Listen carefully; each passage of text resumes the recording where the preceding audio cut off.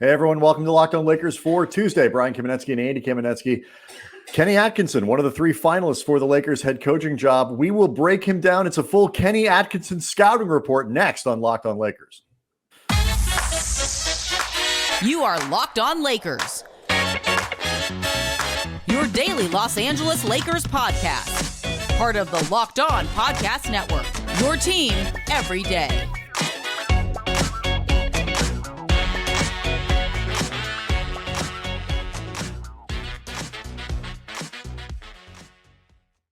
Thanks to everybody for making Locked On Lakers your first listen of every day, Monday through Friday, sometimes on weekends, no matter how you get your podcasts, where you get your podcasts, never behind a paywall, always fresh Lakers content available for you. And if you want to listen to a second Locked On podcast, how about Locked On Nets with our friend Adam Ambrecht? Just kidding. From the old country. The chef's kiss of introductions. Adam Ambrecht, host of one of the co-hosts of the Munich Armbrecht. Right, the Armbrecht.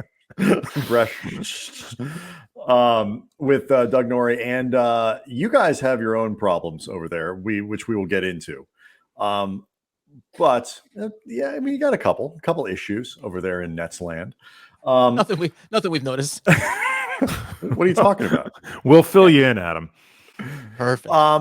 But we wanted to bring you in because of the whole Atkinson thing. What happened to Kenny Atkinson in Brooklyn? Yeah, that's an interesting one because when you invited me on and I knew we were going to talk about Atkinson, I cast my mind back to when he was coaching the Brooklyn Nets. And the first thing you do is go back and look at the record and you say, even for a developmental team, wouldn't have hurt to had a few more wins over the course of time there, especially in the Eastern Conference. But I think he was a victim of circumstance, right? When Sean Marks gets brought in and you get Josiah in there, you're talking about trying to shift the culture, right? That fun word that everyone likes to throw out. But they had a lot of young players. You turn over a lot of contracts. You get D'Angelo Russell and effectively reclimate his career. I mean, he was going the wrong way as far as a prospect was concerned. You get him back on track. You maximize Spencer Dinwiddie. You reclimate Joe Harris. You're there for the beginning of Jarrett Allen's career. You're there for the back end of Brook Lopez's career, which is where he develops his perimeter shot. All of these positive things. And also, not a lot of winning. And then ultimately, when superstars come in, it does seem to be a fit, right? Kenny Atkinson is a guy who is going to drive hard for all of the little fine details and really get the most out of young players.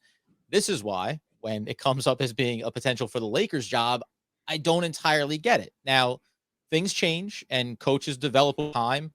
Outside of that stint, he's been seemingly a great assistant coach on a lot of staffs. But I just don't know what would he be bringing to the Lakers. Not that he's not talented and a good head coach, but what would he be bringing that LeBron James, that Anthony Davis, that the veterans on that team would be receptive to? Yeah, that's interesting, Adam, because I wanted to ask you specifically about the reputation Atkinson has as a player development guy, whether you think it's potentially just reductive in the sense that he happened to have this young team in Brooklyn that had a couple seasons, or at least a season, that was better than expected. Therefore, he got labeled the guy that's really good with developing young players or working with these young guys, versus he happens to bring a lot to the table from what you've seen as a coach, and he just happened to do it with these young guys, but that's not all that he does. Yeah, so I guess the example would be in the current Nets roster, Bruce Brown. Right now, there's a holdover there in Jacques Vaughn on this coaching staff. The staff has gone through a lot of changes under Steve Nash, but now Steve Nash is the head coach that no one thinks is capable of, and he's maybe proven it, of adjustments and doing certain things well from that standpoint. But Bruce Brown went from being a point guard-ish in the league with the Detroit Pistons to now all of a sudden being incredibly versatile, right? Being a very switchable defender. He's evolved his three-point shooting game over this past season for Brooklyn.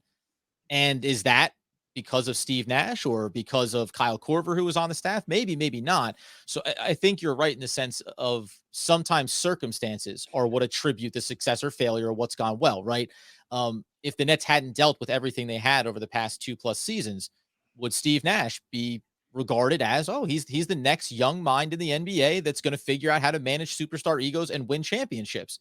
Well, we all know the trail of sadness that is the Brooklyn Nets last handful of years since what we thought was going to be the start of a championship run. The thing that I would say about Atkinson, again, going back to his time with the Nets, he was a guy that wanted to use everyone top to bottom on the roster. So if you're talking about just philosophically, he wants to maximize what he gets out of every player. He wants to go deep into rotations. And I think what he is good at is looking at players and saying, what do you do very well? Let's accentuate that. Let's put you in positions to succeed at that. Again, that seems more applicable to either young developmental teams or teams that even if they have young superstars, they're in their first or second year where they're still moldable, right? They're still coachable. LeBron James is not being met with, you know what, I think you do great. And what I'd love to see you do a bit more, right? Like or Russell Westbrook. And it's not even a knock on these guys. Like their games are their games. You need to figure out how to make the pieces work in and around them. And is Kenny Atkinson or any of these candidates a better fit or more valuable than Frank Vogel? I don't know, right? Sometimes these changes get made for change's sake because you're not jettisoning LeBron James. You're not getting rid of the players that maybe didn't work out here. So you try to make the next piece fit. I think Kenny brings good things to the table. I don't know if he's the needle mover for the Lakers in terms of turning it around in the short term. Well, it's funny, but like none of these guys, I think people like Darvin Ham in part because he, does have at least a little bit of a Laker connection. People kind of remember it's a good story. But as much as anything, you can project anything you want into whatever you want Darvin Ham to be. You can't do that with Atkinson. Certainly can't do that with Terry Stotts. You talked about, his ability to kind of take players and get the most out of what you're giving him. Set LeBron, AD, and oh, by the way, Russell Westbrook, who may not be going anywhere, people. We keep having to mention this. He may not be going anywhere. Setting those three aside, which I know is hard to do, it is very difficult to project what the Lakers will have on the roster next year. They could have a mix of young G Leaguers trying to make their way up the league. They could have, a mix of vets like they had last year, maybe something in between, maybe a second round pick if they can buy their way in. Does that kind of vagueness around the roster and what they just might be available to them, does that work in favor of Atkinson or against it? It would come down to, I think, what does the rest of the staff look like, and what's the buy-in from LeBron James? I mean, we talk about this all the time with Kevin Durant, right? You're making a move.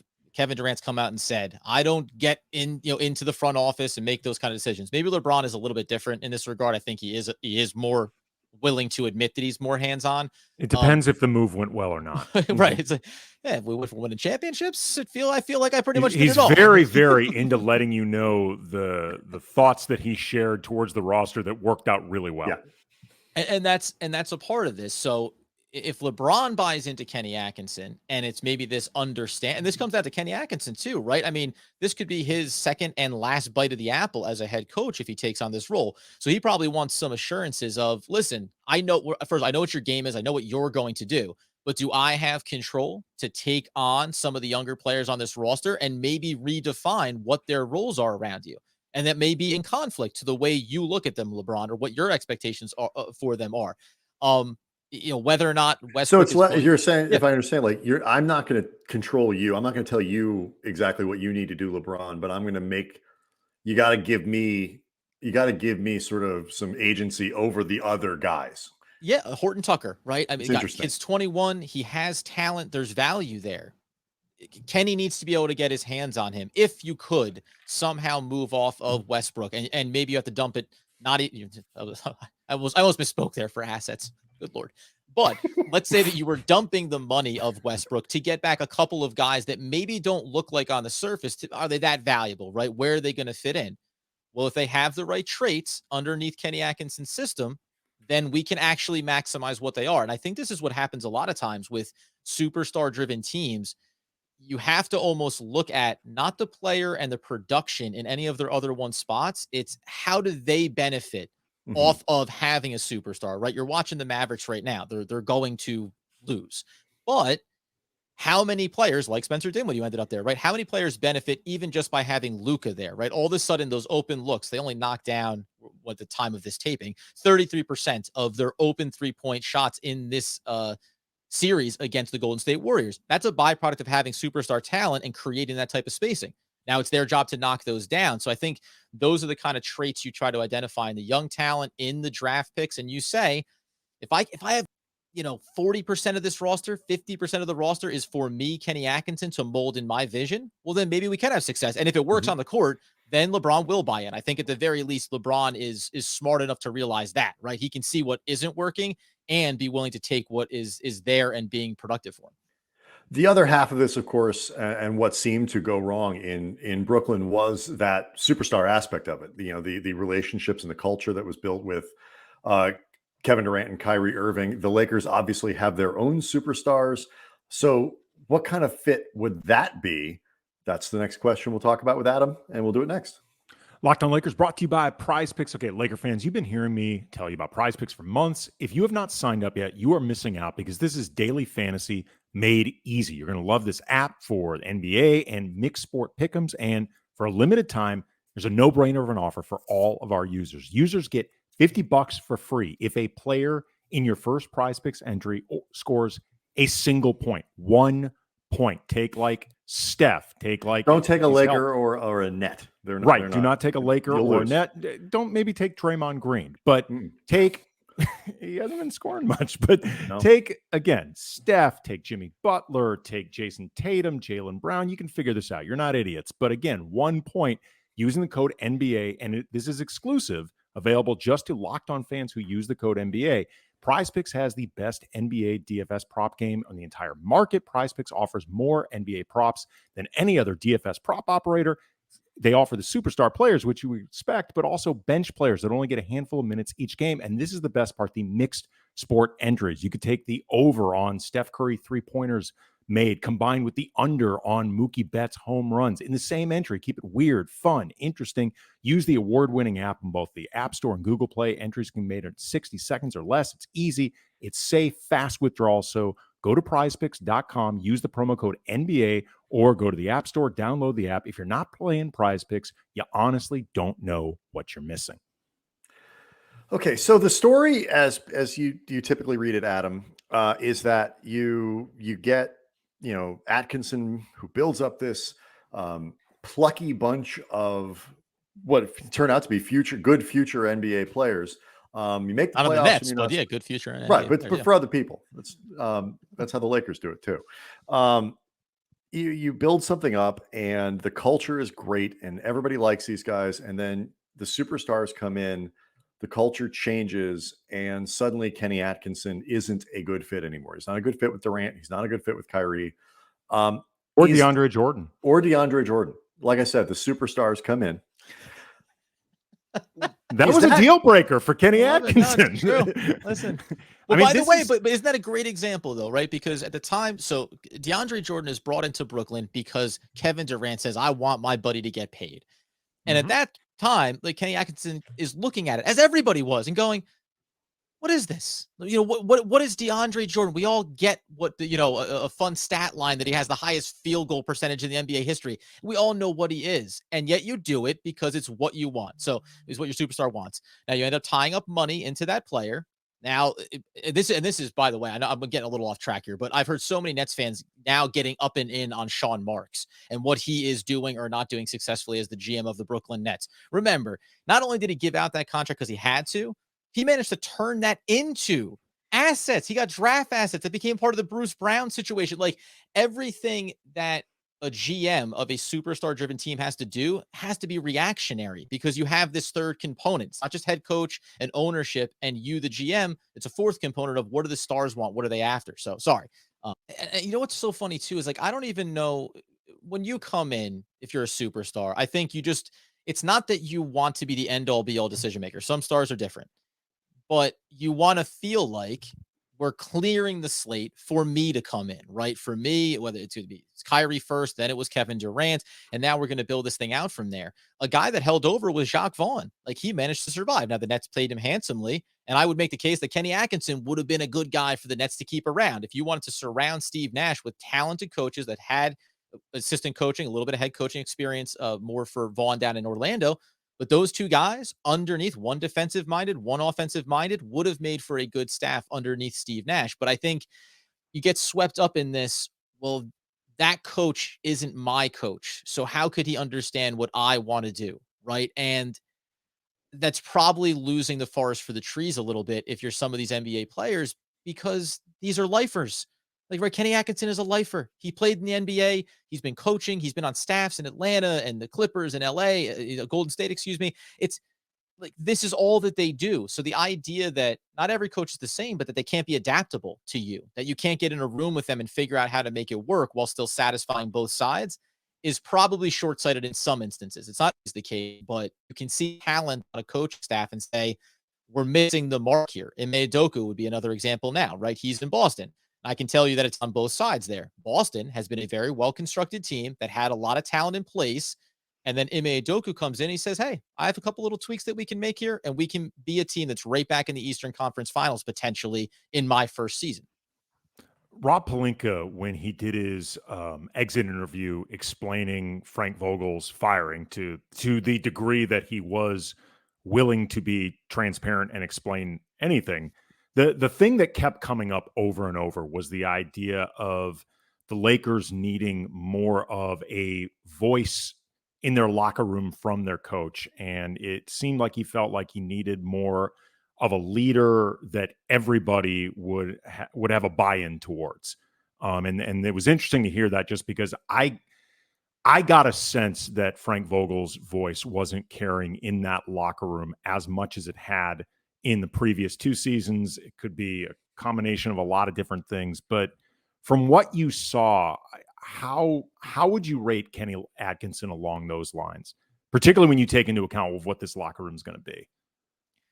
No, well, again, they didn't have any superstars, right? You don't really get that sample size. And I think D'Angelo Russell, if you want to make the case for it, it would be that D'Angelo Russell inaccurately thought that he was more than he was, right, in his time with the Lakers. So he had to kind of go through a humbling experience to build himself back up. Mm-hmm. Kenny was a part of that. I think that the Nets were filled with the Damari Carrolls of the world and the Allen Crabs and the Quincy Aces, like guys that are born to be back end of the roster players that are always going to be ready to buy in, right? So do I think that the back X percentage of the roster in the locker room for the Lakers would buy into Kenny Atkinson? Yes. But when you hear that that Vogel lost the locker room, so to speak, well, what is that really saying? He lost LeBron, right? LeBron doesn't want to listen to him. Or now bring in Russell Wilson. Russell, I've done that. I do it all the time. Russell Westbrook. He played baseball, but I don't think he can transition to the NBA game. That bringing him in was a big component to that, right? Like, I think that those are probably the first 2 dominoes. And then Anthony Davis, and correct me if I'm wrong, but he feels like a go along, get along kind of guy, that if LeBron doesn't like something, he doesn't like it. And if LeBron likes it, Anthony likes it, right? So that's always what it comes down to. And this is it's not a problem. The NBA is talent driven. You need to have superstars to typically to win a championship, but how much does that outweigh all of the other perceptions in your locker room and the way that you want to construct your team? But did you notice or hear about anything when it came to Kenny Atkinson in the 1 year that he was with Durant and Kyrie? And I know that was a weird year because KD was hurt, right? Yeah, you get no Kevin Durant. So was Kyrie. And Kyrie, after the beginning of the year, 20 games of Kyrie Irving. So was there anything you could even gauge in terms of his interactions with, I guess, more established superstars than a D'Angelo Russell, that you could even try to guess how this would work?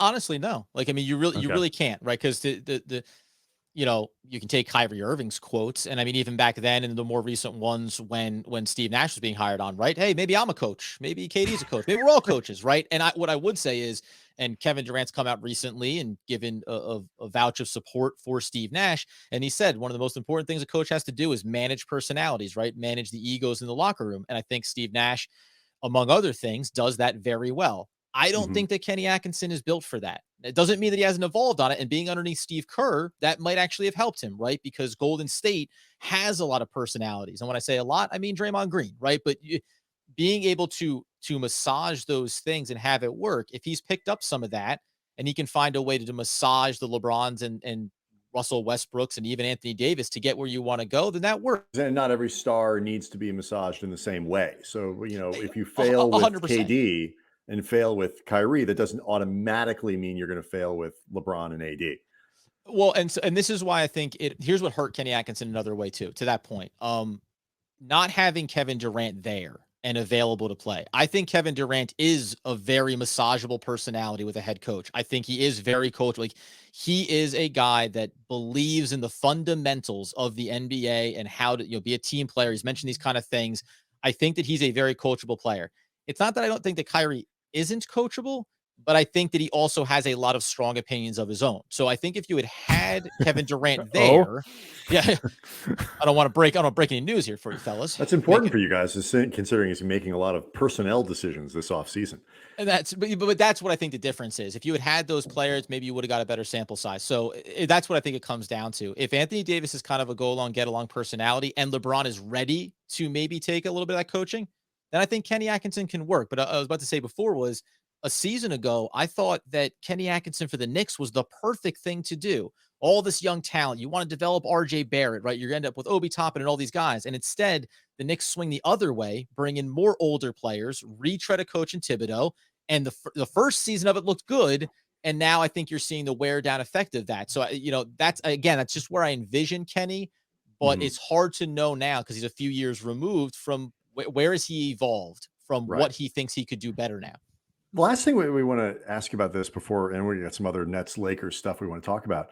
What does a Kenny Atkinson team look like? And just in terms of ideally, what kind of players would he have? How would they play offensively? What do they look like defensively? Yeah, so at the time, you're at the back end of Brook, you're at the beginning of Jarrett Allen. They also drafted Nicholas Claxton in that span. So I think more athleticism is what he wants to have. He wants to be a tempo team, move at pace, get up and down the court. You think about some of the 3-4 players, a little bit of switchability defensively. You want to be able to stay at home and pass off those assignments on that end of the floor. And he really instilled perimeter shooting. I mean, the NBA is built on that now, but that's what he focused so much on. And I was, maybe I'm selling him a little short and saying, the young players. Spencer Dinwiddie wasn't a rookie, right? Joe Harris wasn't a rookie. These were guys in their mid-20s that he was able to take. And from a Joe Harris perspective, it was developing some of those secondary attributes. Spencer Dinwiddie, it was getting him to be a little bit more of a facilitator and show that balance. And that's what he accomplished with D'Angelo Russell. Above all else was, you need to be the point guard, right? You need to help run this team and make the right basketball play.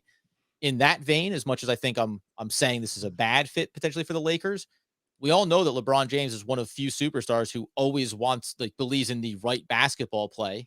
And sometimes, and this is going back maybe to his Cleveland days of saying, to his detriment of, I make the right pass, right? To the open player on the wing, it's his shot to make, even though we all want the superstars to take the final shot at the buzzer. So it is fundamental. It is fundamentals. Like, that's a lot of what he's predicated on: pace of play, good ball movement, sound ball movement. And I think it'd be interesting to look at the Lakers roster and say, how do you get more athletic and faster at multiple positions so that in and around LeBron, you get this flexibility and fluidity. They only got like 4 guys on it. So well, that's when you go down the list. It just I would say this: don't do it like you did last year. If that's what you're looking for. Telling you, the sum of spare parts is also what hurts. These type of situations too. And this is where I think any NBA coach, right? You are at you're at the pitfalls of some of your best players. If they want to be a part of it, if they want to help grow the team, then it works. And sometimes organizationally, like the Nets are right now, as are the Lakers, sometimes this is about hire Kenny Atkinson in 2 years from now. Everyone will be blaming him when they tear the thing down, even though it has nothing to do with whoever you would put in there. All right, Adam Ambrecht, you do this like we do every single day. You're breaking down the Nets like we break down the Lakers. It is not a happy time, although I will point out you made the playoffs and we did not. You didn't stay there very long, but you made them. Listen. And this is kind of a debate that we have on our show. Which team is worse off? Who would you rather be? And let's talk about just whether or not our team's models really even work in the NBA anymore. That's all next. Locked On Lakers brought to you by rockauto.com. With the ever-increasing numbers of makes and models out there, it is impossible to stock all the parts you would need in a traditional chain storefront. And look, why would you spend 30%, 50%, 100% more for the exact same auto parts at a chain store or new car dealership anyway. Dummy, you mark, you rube, you sucker, because you can get it for way less at rockauto.com. For example, Honda Odyssey fuel pump, $353 on average at a chain store. I can tell you that's a ripoff because Rock Auto, they're selling it to you for $216. They're a family business. They've been serving auto part customers online for 20 years. So whether it's for your classic or a daily driver, get everything you need in a few easy clicks delivered directly to your door. Go to rockauto.com right now. See all the parts available for your car, your truck. Write Locked On in the How Did You Hear About Us box so they know we sent you. Amazing selection, reliably low prices, all the parts your car will ever need. rockauto.com. Adam, I assume like you do that you have a closet full of Honda Odyssey fuel pumps. Oh God, I tell you, when you see value, I think you go for it. You don't look back. And I'll get the car eventually. But listen, Eventually, good parts are good parts. I agree. So who's Andy thinks Andy's been rightly wasn't a big fan of such a terrible bringing in conversation. Kyrie. It's just so awful that the Lakers and Nets are having this conversation. But it's fascinating. I think why these teams are here is fascinating because I think, like a lot of people, I thought the Lakers could make the finals this year. I think I might have had, I forget, but I'm pretty sure I had the Lakers in the finals. But the Lakers Nets, I think, was my final. Like a lot, it was of a people. popular prediction, if nothing else. Very. And it obviously was a monumental failure, and injuries played a role and all that other stuff. But you also look at the models that these teams have. And I think the Lakers are a little bit worse off in terms of stuff that they have available to try to rebuild. But neither team is in particularly good shape. How do you think the sort of the model that these teams are working under has changed and perhaps become less or effective? Do you think it's changed? It has. Do you think it's changed? Do you think it's become less effective? Yeah, it's thinking back to when it was happening, right? When the whispers were in the wind of Kyrie coming in, it was all very exciting for Nets fan base and for Doug and I to be covering the team. And then it's Kevin Durant. I think what we're seeing is these windows become somewhat finite, right? And all of the sudden, when you are superstar talent heavy at a couple of spots, you then realize, well, if we don't capture it in the moment, and this is why I think the Lakers are in a better position because they already won the championship. Like that's why they're in a better spot because they at least already accomplished it, right? It's a good point. The Brooklyn Nets are on this precipice of, well, we have Kevin Durant, and that's great. And out of both teams, I think a little bit younger than LeBron, right? You feel like he'd be the guy that either team would rather have as their centerpiece. But how do you get to the ultimate goal, right? Because what ends up happening is you get these big contracts on the books.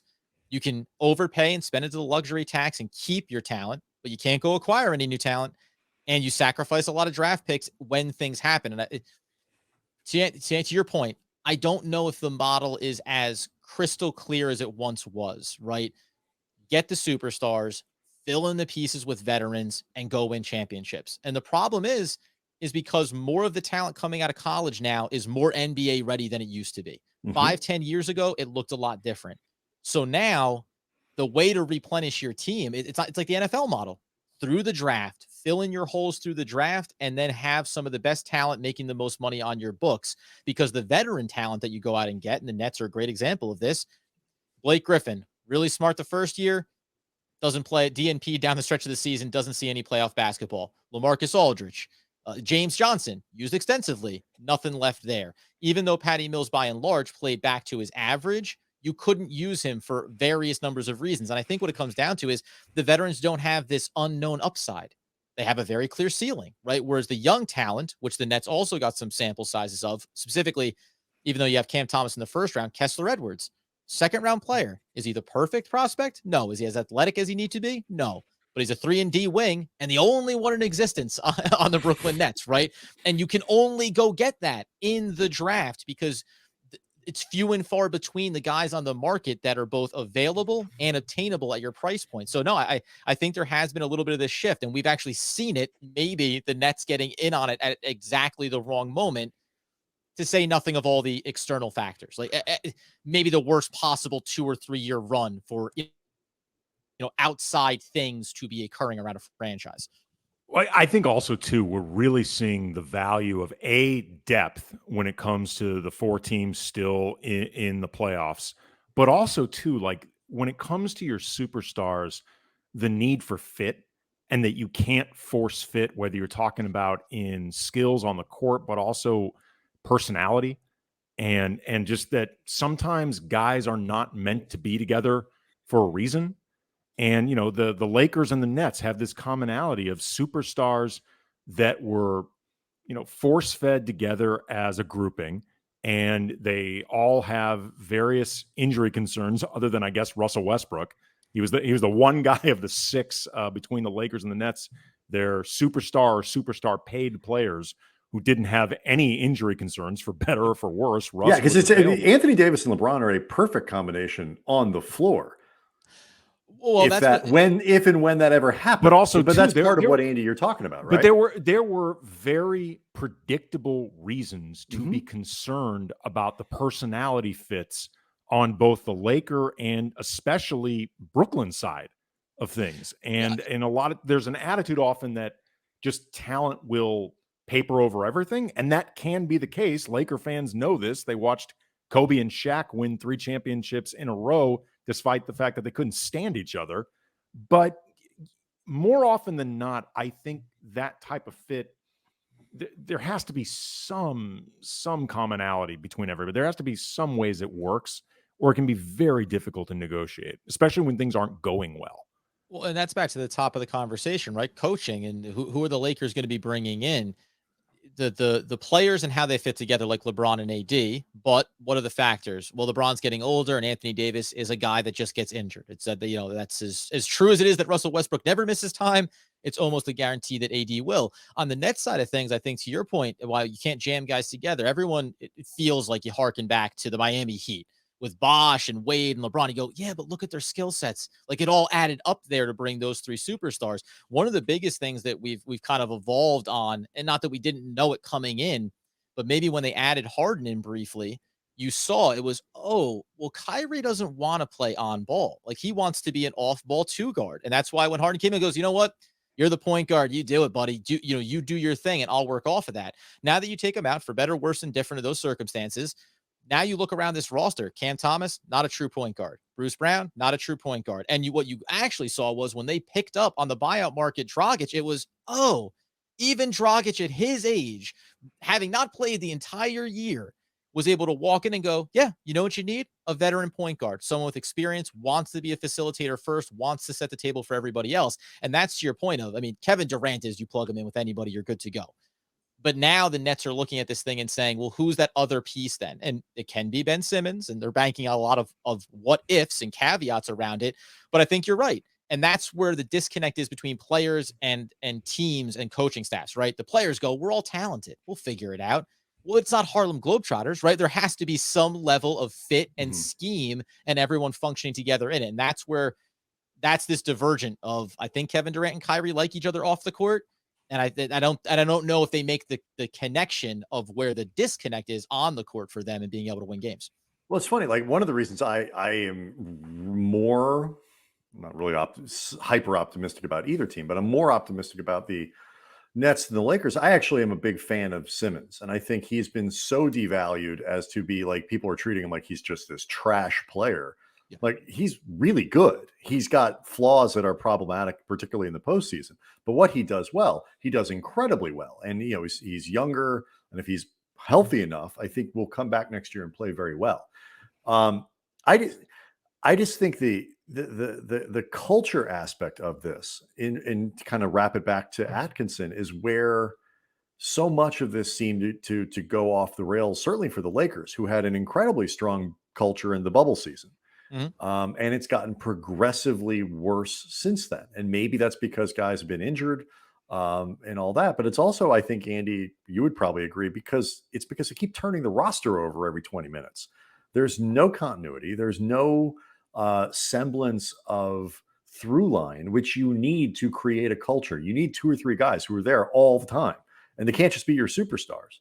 Well, it also helped too. It also helped too that in the first season, with the exception of Kuzma, who, to his credit, I think really played ball and bought into what was being asked of him. And I think he did it with a really good attitude, but there was nobody other than him that could look at their role and reasonably say, A, I could do more than this, and B, it's important that I do more than this because of trying to grow my career. Everybody else was slated into a role that they could completely understand. And even if they thought, well, you know what, I could take a few more shots, there wasn't an urgency for them to do it. In last season, the 2021 season and the 2022, you had a bunch of different guys who, for a variety of different reasons, wanted to be doing more. And I think that also added to the lack of continuity and, being separated from each other during different parts of the pandemic and stuff like that. But, this stuff matters when it comes to getting everybody on the same page. Everybody has to want the same thing, including Adam, getting to my long-running, very public theory about Kyrie Irving. I don't think Kyrie wants to play basketball full-time. I think that is a big issue that you're going to have, whether you're Brooklyn or wherever he plays. Or the Lakers, because he's 7-1, according to the Bet Online guys, to come here if he doesn't stay in Brooklyn. I don't think Kyrie wants to be a full-time basketball player. I think if he could find a way to be an independent contractor, like on a 1099 that just paid really well, like that's what he would do. Well, and I think a lot of this other stuff, frankly, is he is a legit conspiracy theorist. I think he is legit vaccine hesitant for a bunch of different reasons, but I think a lot of this just, he doesn't want to play full time, and these are very convenient excuses. Well, so, and quickly, when you talk about, someone to mention on the roster turnover piece of it, this is 2018-19. You always need to have a through thread of guys that are still here. Jarrett Allen, Damari Carroll, Ed Davis, Spencer Dinwiddie, Joe Harris, who is still here, Karis LeVert, and also D'Angelo Russell, right? Only one of those handful of players that you could argue any number of them could still be a part of this team to varying degrees of, importance and value. And that's where the Nets are now. When you talk about the young players, whether it's a Cam Thomas or a Kessler Edwards, or now Nicholas Claxton, do you bring him back? Or Bruce Brown, do you pay him a little more to make sure that you keep him around? So that's that piece of it. And why I think it's even more important that they find a way to have a core nucleus of players that are kind of the identity of the team, is because this is what I think gets lost. Kyrie Irving, since he's been a Brooklyn Net, now you don't want to speculate around how injured was he or wasn't he, right? The first season, it's the injury, only plays X number of games. The following year, it's birthday parties. He did start a family. He had children. That wasn't publicized. And also, a lot of people do. It's not a one or the other thing. There's issues that happen socially. Then it's COVID. And to your point, the hesitancy, all those things are fine. You can make any choice that you want to make. But the bottom line is, you can't, or an organization can't have you make any choice that you want to make without any sense of reliability. And it's why you heard Sean Marks. I don't know if you've seen this in recent memory where an NBA team looks at their second best player and goes, we need to know that you want to be a part of it. Publicly says, we need to know that you're committed to this, because if not, we need to make different decisions, because we have Kevin Durant, and barring injury, Kevin Durant is 100% committed to this. What are we going to do over his next handful of games? And I know the next CBA is going to have that discussion around it, listen, if you're Kyrie Irving and you went into Sean Marks' office and said, I want to give you 50 games this season and I'll be there for the playoffs. If you know it going in, I'll manage it. We'll figure that out, right? But I can't have it be that on an idle Tuesday, you might not show up, and we have to figure out what that looks like. And that's what influences panic moves, getting James Harden, sacrificing Jarrett Allen, who, as a lot of fans would say, fits perfectly what the Nets use right now on the roster. So you start to make a lot of these moves, and then even the move to Philly. Well, I think they got back, to your point, a great asset in Ben Simmons, if healthy, grossly being undervalued right now, being treated like he doesn't know what a basketball looks like. But that was a byproduct of everything else that you had to choose. So you're doing the best you can in a lot of these scenarios, and maybe having to sacrifice guys along the way, like a Spencer Dinwiddie, who you couldn't afford to pay because you had these other bigger contracts. No, so there's big questions. Good news is, guys, it's not going well for either of us. And I don't think there's a real upside here, right? I don't think there's a lot of this has been good though. For Sell. People wouldn't know NBA playoffs are going on right now. You wouldn't know it from listening to the Locked On Lakers or Locked On Nets podcast, but it is happening out there. No, actually, really wouldn't. We haven't talked much about it. People, it's a very sore subject for people. Well, there's so much to this, like I I think is fascinating. You mentioned, Adam, the rise in talent that gets better quicker. I think the almost their superstars are getting better and more plentiful. I think the scouting has gotten better, the coaching has gotten better, the scheming has gotten better, and as a result, the talent over all else model that these two teams have employed just may not work. At least not as well as it used to. So much great stuff. Go make sure you check out Locked On Nets. Also, making sure that you check out One Giant Podcast if you're a Giants fan. My in-laws are Jets people, so we will not be listening, but other people are Giants people. As long as you plug it, I'm happy. You know what I mean? And I'm not going to talk ill about your family or what goes on that side of the spectrum. No, really, it is strange. Like, apparently, like it's not like, oh, it's all New York, we can root for them if the Jets are out. Kind of like, no. There's very strict division lines. If you're a Yankees fan, you're a Giants fan. If you're a Jets fan, you're a Mets fan. And then the Devils are it's very clear. I don't have the same vitriol. They are Rangers people. I don't know where that. Yeah, that adds up. Yeah, a lot of Giants fans, Devils fans. So there you go. It's a full spectrum podcast. You're getting a lot of insights here. Seems like your proximity to New Jersey is really going to end up dictating who you end up rooting for. Especially if you're this guy who fully lives in New Jersey. There you go. There you go. Thanks so much for coming on. The insight on Atkinson is great. It is always fun to wallow in the misery that is the two NBA teams that we cover. And let's do this again soon. Preview the next year's finals with the Lakers and Nets in it. Rebuilt like Phoenix is rising this time from the ashes. Right. No, seriously, Phoenix is just too close to home. The Suns are going to be rising from them. But no, always love it, guys. Appreciate it. Always willing to do it. Locked On Lakers on YouTube is where you go to see the podcast early. Make sure you subscribe there. And of course, you can send us some notes or whatever at Cam Brothers on Twitter. All right. We'll see everybody Wednesday.